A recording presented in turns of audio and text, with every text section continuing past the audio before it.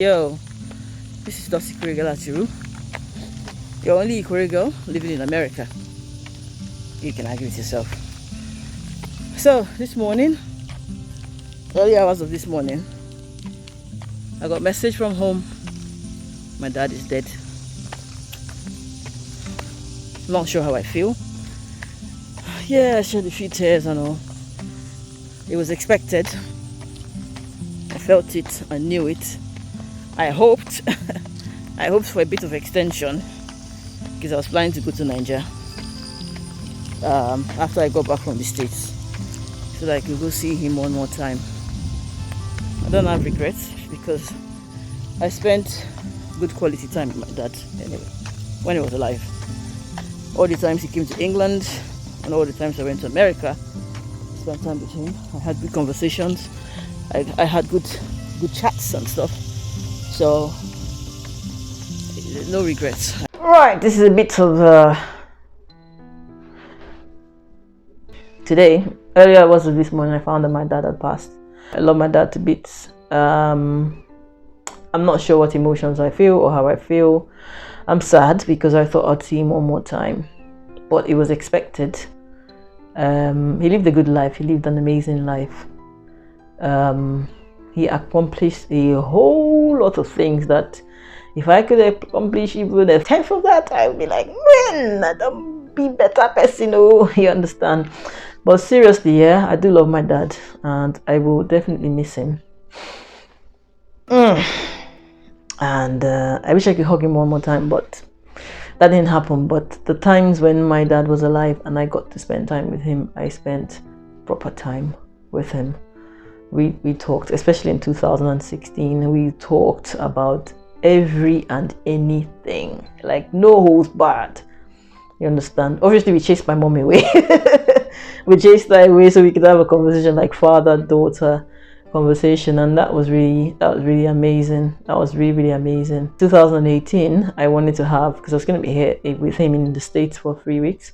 I thought I would have more time to build on the conversations we had. Even though I talked with him about most things, I didn't have much to talk about again. But obviously at the time I was in a terrible place. I was in a very highly toxic and abusive relationship. I lived with my dad for 3 weeks and I wasn't allowed to have a conversation with him. Literally, it was the day he was leaving that I had just a few minutes to talk to my dad. And obviously my ex-husband was there. He had to be in the conversation, and obviously I couldn't talk with my dad well.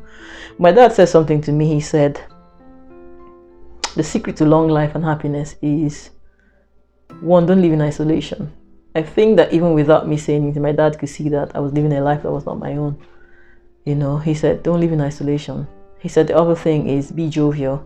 My dad obviously knows that I'm someone who's funny, who's outgoing, who just makes jokes and everything. I think he could sense that somehow I wasn't that person anymore, and I hadn't been that person in a long time. I wasn't jovial, I wasn't going out, I wasn't doing anything. I was just like under lock and key. I had lost my spark, I had lost my joy, my happiness, my jokes, my comedy. I don't need to think about comedy, it just flows. It's like, I don't write stuff down, it just comes out. My dad could sense it and he said that. And, you know, so he said, be jovial, okay? He said, don't stay in isolation. You know, he said a social gathering will keep you. He said, be social. And at the time, that one hit me like smack on the head. When he said that, I wanted to just bust out in tears because trust me here, I had zero social experience. Now, I'm not like someone that likes to go for weddings and parties and all that, but at least every now and then, like you want to catch up with your friends, you want to see people, you want to go visiting. But like in 7 years, that was the 8th year actually, I was having that conversation with my dad. Hadn't been going anywhere, hadn't been seeing anyone, hadn't been having guests, hadn't been doing anything. And I was just like, this is Dorothy, wake up. So in many ways, my dad, without actually telling him what was going on in my life, he told me what to do. And I will miss my dad. He was the pillar in my life, strength. We didn't talk all the time, especially in his last days because his hearing and his sight were not good. But we had a very unique way of communicating. And I hope that his passing on will not be the end of that communication channel. I know that I've gained an angel And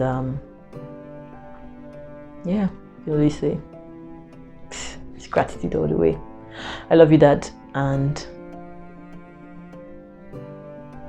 just know that you were the best dad ever, and you were very accomplished, and there's nothing, you didn't leave anything undone. Trust me, you did more than enough.